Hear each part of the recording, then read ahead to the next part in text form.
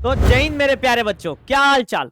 आज एक ऐसा कॉन्सेप्ट आप सभी को सिखाने जाऊंगा जिसमें बहुत बच्चों को दिक्कत होती है कि सर एलसीएम का यूज कहां होगा, एचसीएफ का यूज कहां होगा। अगर क्वेश्चन दे दे तो एलसीएम कैसे लगाएंगे या इस क्वेश्चन में एलसीएफ लगाएंगे।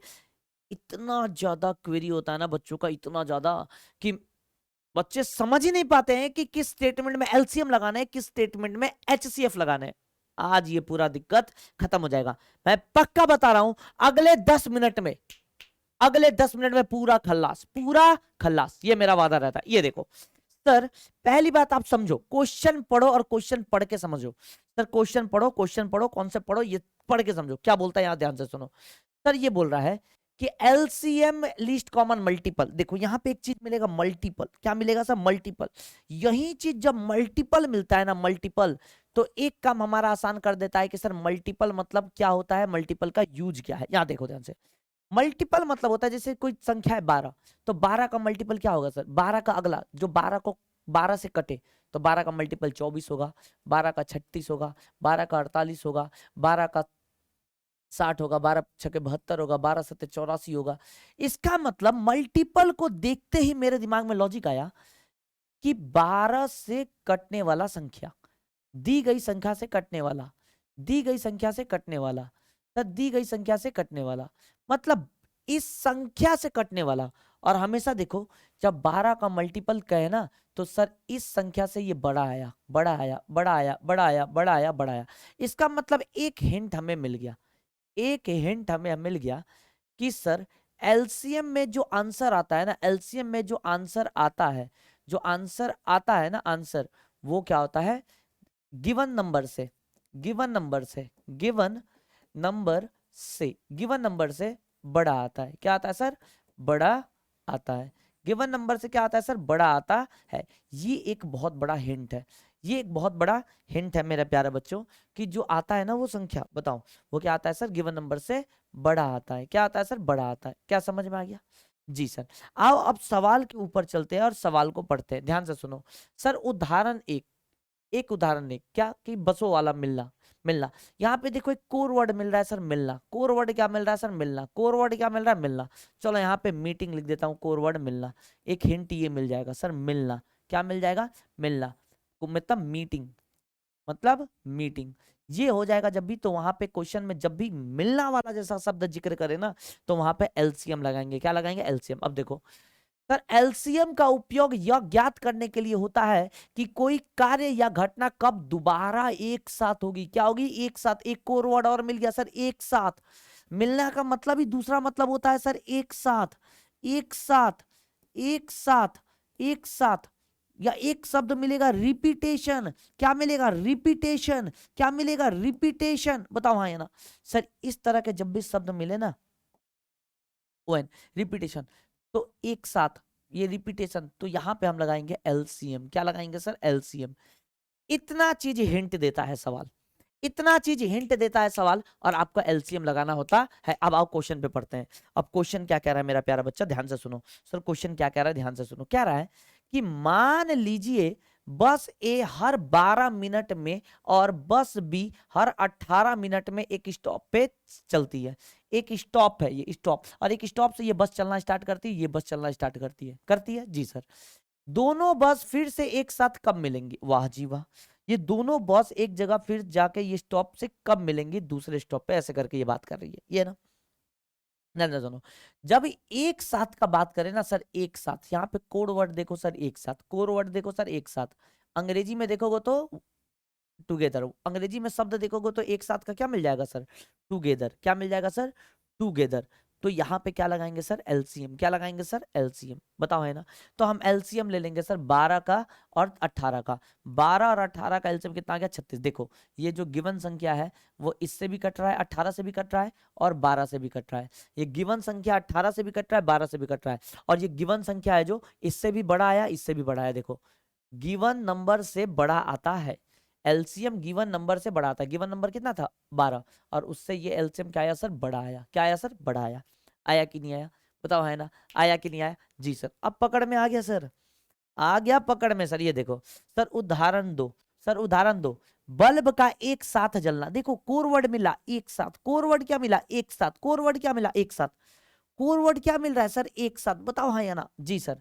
अब क्वेश्चन पूछ रहा है, देखो मान लीजिए एक बल्ब 8 मिनट में एक बार ब्लिंक करता है और दूसरा बल्ब 12 मिनट में एक बार ब्लिंक करता है, तो दोनों बल्ब एक साथ, दोनों बल्ब एक साथ, दोनों बल्ब एक साथ टुगेदर, ये एक हिंट है, ये क्या है सर, ये हिंट है कि टुगेदर एक साथ मतलब टुगेदर कब ब्लिंक करेंगे, कब ब्लिंक करेंगे, एक साथ कब ब्लिंक करेंगे। अरे सर एलसीएम ले लेंगे सर 8 और 12 का, कितना आ जाएगा 24, तो अर्थात दोनों बल्ब 24 मिनट में एक साथ ब्लिंक करेंगे। बताओ कितना आसान था सर, कोर वर्ड मिला एक साथ, कोर वर्ड मिला एक साथ। और देखो ये जो आंसर 24 आया दोनों से बड़ा है कि नहीं, 8 से भी बड़ा आया और 12 से भी बड़ा आया।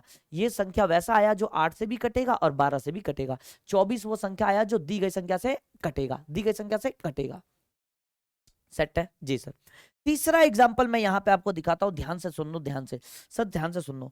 क्या कह रहा है, उदाहरण 3 कह रहा है कि त्योहारों का एक साथ आना। सर एक साथ, सर एक साथ, सर एक साथ, वाह जी वाह, एक साथ, सर एक साथ, ये इतना बड़ा कोर वर्ड है ना, और रिपीटेशन इतना बड़ा कोर वर्ड है ना, और मिलना इतना बड़ा कोर वर्ड है कि जब भी दिख जाए तो सर एलसीएम लगा देना। चलो, यदि दिवाली के हर 15 दिन बाद होली और हर 20 दिन बाद मनाई जाती है, तो दोनों त्योहार एक साथ कब मनाई जाएगी। देखो यहाँ पे सुनो ध्यान से, दिवाली हर 15 दिन बाद और होली हर 20 दिन बाद मनाई जाती है, वाह जी वाह, तब तो मजे आ जाएंगे। हर 15 दिन पे दिवाली मनाई जाएंगी और हर 20 दिन पे होली मनाई जाएंगी, तो ऐसा सिचुएशन तो आएगा ना कि होली और दिवाली एक साथ पड़ जाएंगे, होली और दिवाली एक साथ मिल जाएंगे, बताओ है ना। हाँ ऐसा होता है जब देखते हो सर कि जैसे ईद और हमारा क्या त्योहार बोला जाता है, तो जैसे दुर्गा पूजा, जब हमारा त्योहार ईद और हमारा त्योहार दुर्गा पूजा जब मनाया जाता है, तो आप ऐसे देखोगे कि ईद कभी पड़ता है और कभी दुर्गा पूजा पड़ता है, लेकिन एक सिचुएशन ऐसा आ जाता है जब दोनों त्योहार एक ही साथ मनाए जाते हैं, दोनों त्योहार एक ही साथ मनाए जाते हैं, दोनों त्योहार एक ही साथ मनाए जाते हैं, तो एक समय आता है जब दोनों त्योहार एक ही साथ मनाए जाते हैं। तो उसी तरीके से जब ये कोर वर्ड दिख जाए सर एक साथ, क्या दिख जाए सर एक साथ, तो उस समय क्या लगा देंगे सर, एलसीएम लगा देंगे। क्या लगा देंगे, एलसीएम। देखो यदि दिवाली हर 15 दिन पे मनाई जाती है, वाह जी वाह, और होली हर 20 दिन पे मनाई जाती है, 15 दिन पे दिवाली और 20 दिन पे होली, इसका मतलब एक ऐसा कंडीशन आएगा ना जिस दिन होली भी पड़ जाए और उसी दिन दिवाली भी पड़ जाए, एक साथ। क्या मिला, एक साथ। तो एक साथ एक कीवर्ड है, जब भी मिल जाए तो क्या लगाएंगे सर, एलसीएम लगाएंगे। क्या लगाएंगे सर, एलसीएम लगाएंगे मेरा प्यारा बच्चा। इसी तरह से एक एचसीएफ का कॉन्सेप्ट होता है, ध्यान से देखो।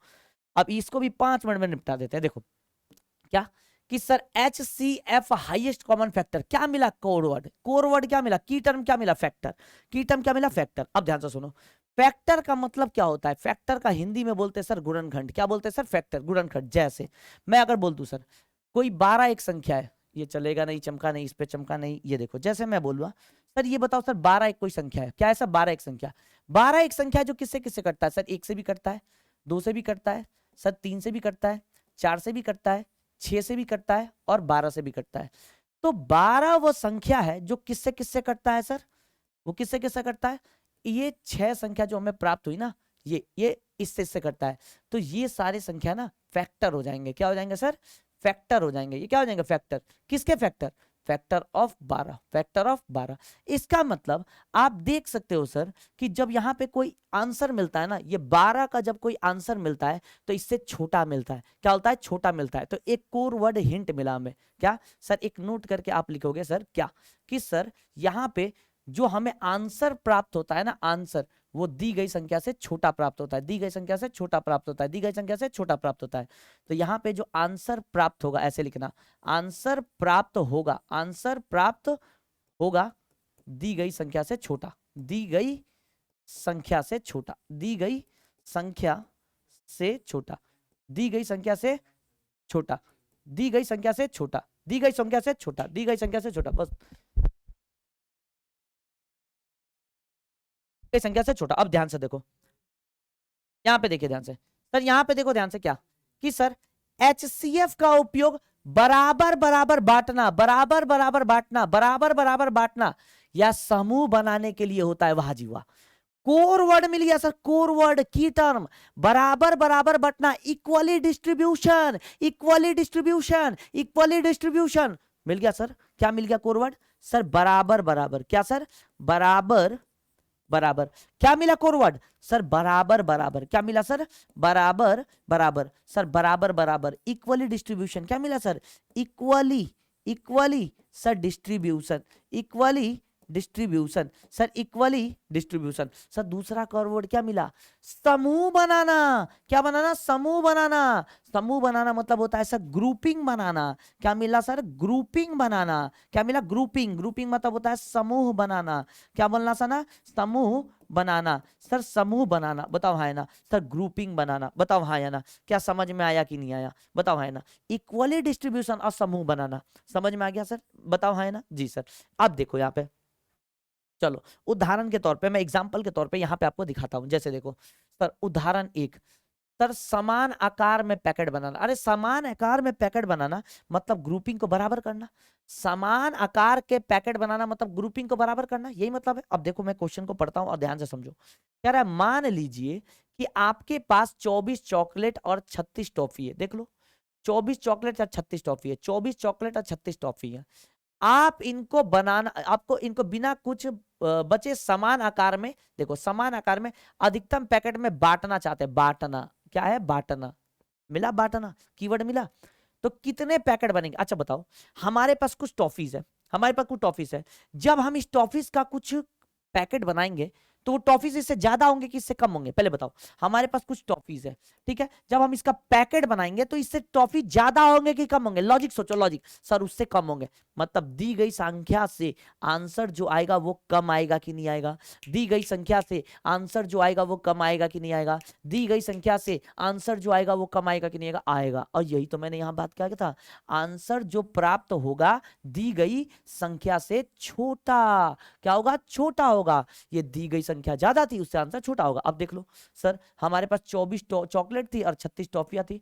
तो 24 और 36 का हम HCF ले लेंगे। क्या आ जाएगा? 12। मतलब 12 का पैकेट बनेगा। अगर 12 चॉकलेट थी तो इसके दो पैकेट, और 36 टॉफियां थी तो इसके साथ 3 पैकेट बनेंगे। कितने बनेंगे सर? 3 पैकेट बनेंगे। बताओ हाँ या ना? 12 तिल 36, 3 पैकेट। बताओ ना कितने कितने का पैकेट बने सर? 12 12 12 12 12। बताओ है ना? क्या सेट है कि नहीं है? बताओ सेट है कि नहीं? सर इतना आसान? हाँ सर मेरा प्यारा बच्चा, इतना आसान, इतना आसान, इतना आसान। बताओ है ना? सर देख लो यहाँ पे, सर यहाँ पे देख लो, खिलाड़ियों के बराबर टीमें बनाना। बराबर बराबर बराबर, इक्वली इक्वली बराबर, कीवर्ड टीम बनाना। बराबर टीम बनाना। ध्यान से सुनो, ध्यान से सुनो मेरा प्यारा बच्चा, बराबर टीम बनाना। ध्यान से सुनो क्या कह रहा है। यदि किसी कक्षा में 30 लड़के और 45 लड़कियां हैं और हमें बिना किसी को छोड़े एक ऐसी टीम बनानी है जो लड़के और लड़कियां बराबर हो। क्या हो? बराबर हो, बराबर हो, बराबर बराबर बराबर बराबर। बताओ है ना? तो प्रत्येक टीम में कितने लड़के और लड़कियां होंगे? बताओ।